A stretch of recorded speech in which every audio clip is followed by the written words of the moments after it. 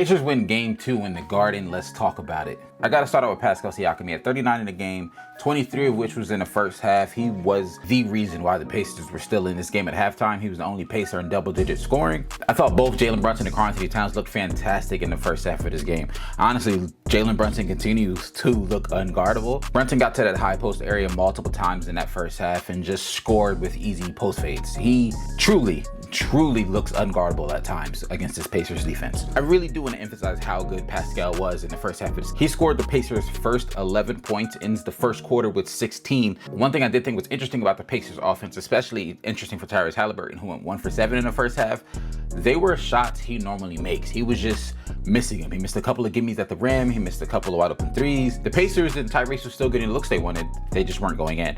And also Tyrese was still being really effective in terms of table setting. He found Pascal wide open a couple of times. He found a couple of other teammates. He was still being effective. I thought Karl-Anthony Towns looked great in the first half of this game. He was aggressive, scoring around the rim, knocked down a couple threes, bouncing around. But I mentioned this in the last video. I can still think the Pacers pick and roll defense need a lot of work. To me, that's the biggest hole in their defense, is how they decide to operate out of the pick and roll. It doesn't always look like their players are all on the same page in terms of, are we going to double and rotate out of it? Are we going to hedge and recover? Like, it just, they're not running great pick and roll defense. But that third quarter is where it felt like the Pacers offense started to click again. Pacers got 11 points off the bench in that third quarter. Tyrese and Siakam each scored 9 in that third quarter. The ball was moving and the Pacers were doing a great job of generating wide open looks. I want to show some love to TJ McConnell's performance in that second half. He had a really good stretch when Tyrese Haliburton was on the bench, where the Pacers offense didn't take a step back. He was aggressive looking for his shot, but also was still moving the ball well and finding his teammates. Considering I didn't think he had a great game 1, he really bounced back and had an impressive game 2. Also, a lot in that third quarter, the Pacers kept attacking Karl-Anthony Towns and involving him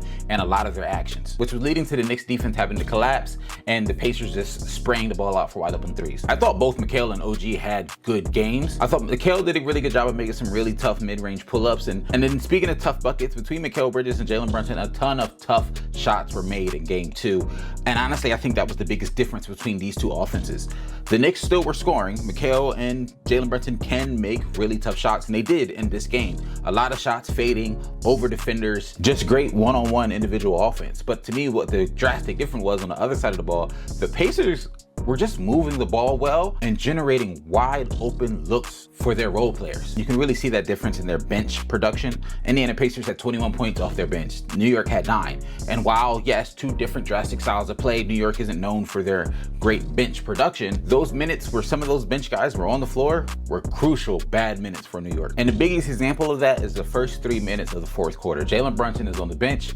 Cam Payne is in the game, and I don't want to pick on Cam Payne, but he looked absolutely lost multiple times defensively, losing his man in Indiana, getting wide open threes. He did not look good offensively, and New York really struggled to score and create anything in that first 3-minute stretch. Jalen Brunson doesn't come into the 9-minute mark in the fourth, and to start that third quarter and that 3-minute stretch, Indiana went on a 13-4 run, giving them a 94-85 lead. And then from there, Indiana never gave the lead back. There were moments where New York made the game close. They got it within 3 to 4 points multiple times, but in that fourth quarter is when I really noticed the difference between these two offenses. Every New York possession was a tough attempt from either Jalen Brunson or Mikal Bridges, and Indiana continued to play their game. The ball continued to move, and they could continue to create really good looks. And once again, don't get me wrong, it's not like New York wasn't scoring. Both Mikal and Brunson had 10 points each in the fourth quarter alone, but none of those buckets were easy. And then in that final 2 minutes, the Knicks really started pressing.